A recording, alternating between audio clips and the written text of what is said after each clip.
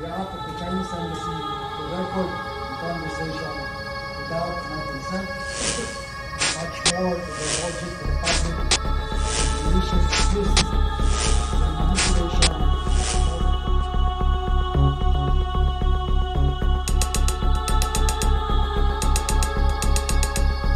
Behalf of the Chinese Embassy to record the conversation without my consent, much more to divulge it to the public with malicious twists and manipulation in order to appear that our discussion supported the corrosive narrative of PRC.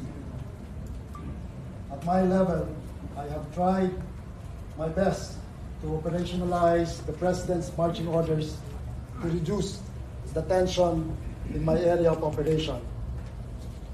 There are stories about me making secret deals with China and their officials. These are completely false. I am not authorized to enter into agreements, and I will never pretend to be my country's authority on matters regarding policy Recording in progress. and country-to-country agreements.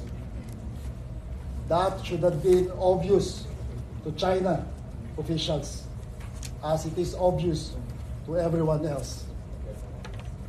Let me repeat, I did not forge any agreement at the level and magnitude that would bind our two countries for the long term and redefine foreign policy.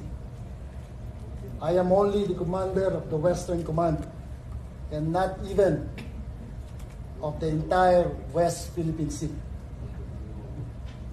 As Westcom Commander, I have done my very best to provide for the welfare of Westcom personnel. I did not enter into any secret deals that will compromise the interests of our country. We are on the same team. Let us be united against this false narrative.